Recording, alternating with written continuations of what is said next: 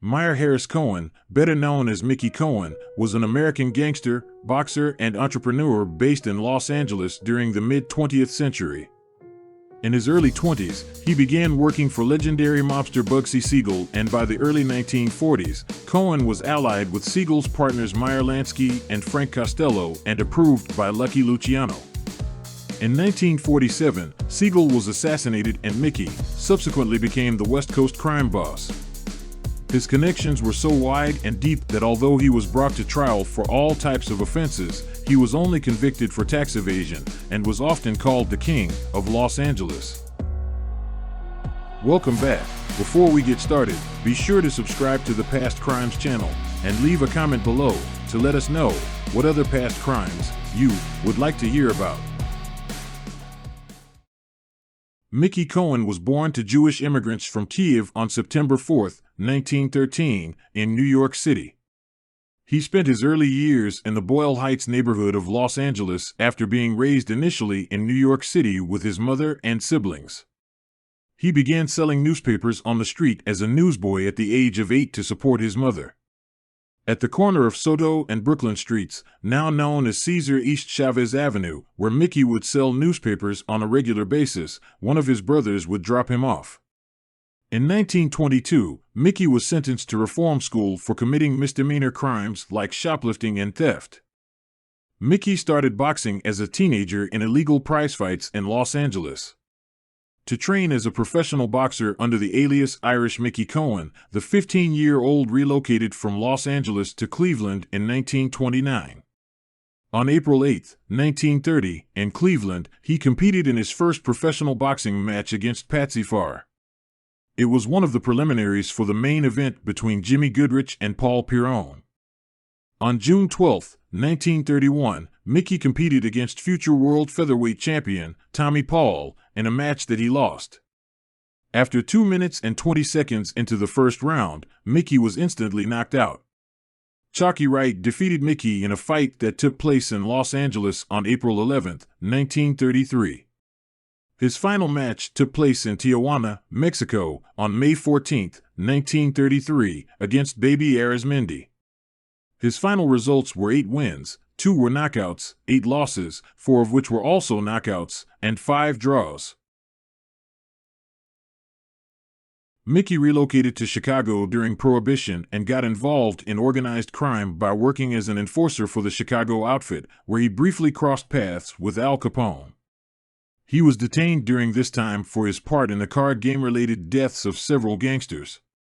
He served a brief period of time in prison before being released and started to operate card games and other illegal gambling enterprises.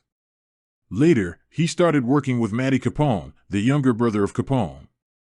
Mickey had to leave Chicago while working for Jake Guzik because of a dispute with a competing gambler. In Cleveland, Mickey worked once more for Lou Rothkopf, an associate of Meyer Lansky and Benjamin Bugsy Siegel, who he previously met through gangster Mo Dalitz. However, there was little work available for him in Cleveland, so Lansky arranged for him to work with Siegel in Los Angeles. Mickey moved to Los Angeles in 1939 to work for Benjamin Bugsy Siegel. He oversaw the Flamingo Hotel's sportsbook operation while they were working together and contributed to its construction in Las Vegas. Additionally, he played a key role in setting up the race wire, which was crucial to Las Vegas betting. He met LaVon Weaver during this time, and they got married in 1940. Due to Siegel's poor management of the Flamingo Hotel Casino in 1947, the crime families ordered his murder. This was probably because Siegel or his girlfriend Virginia Hill were embezzling money. There is one account of Mickey's response to Siegel's murder that does not appear in newspapers. He entered the Hotel Roosevelt, where he thought the assassins were staying, fired rounds from his 2.45 caliber semi-automatic handguns into the lobby ceiling, and then issued a 10-minute deadline for the killers to meet him outside. Nobody showed up though, and Mickey was compelled to leave when the police showed up. This could, however, just be a story. State and federal authorities looking into Jack Dragna's operations learned about Mickey's violent tactics.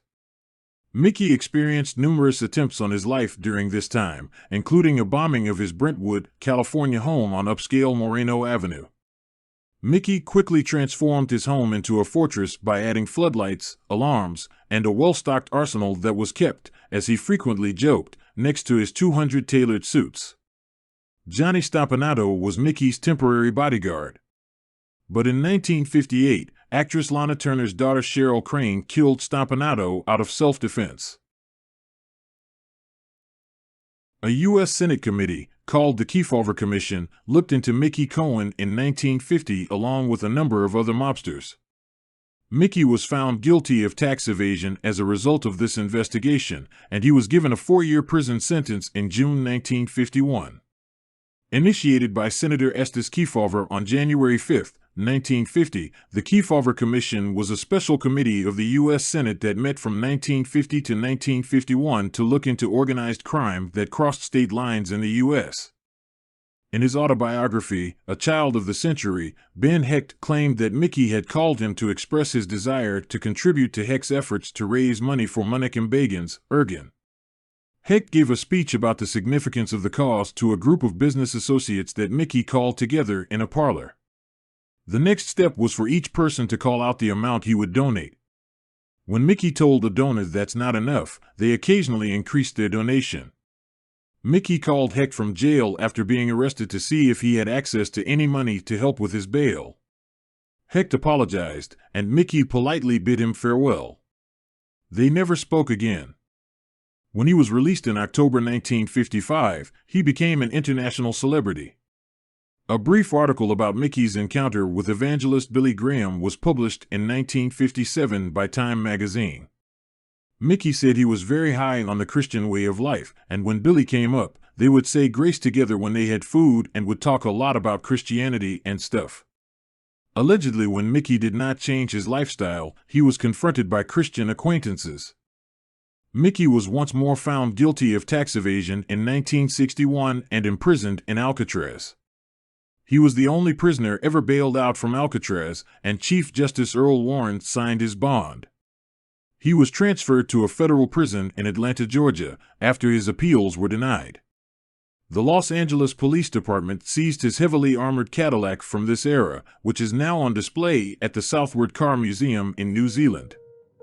On August 14, 1963, during his time in prison, fellow inmate Burl Estes McDonald tried to kill Mickey with a lead pipe, which resulted in a skull fracture. McDonald was later charged with assault. At the Atlanta Federal Penitentiary, where he had protested against prison mistreatment, Mickey was eventually freed in 1972. He was also misdiagnosed with an ulcer, which later turned out to be stomach cancer. In July 1976, due to complications from stomach cancer surgery, Mickey died at the age of 62.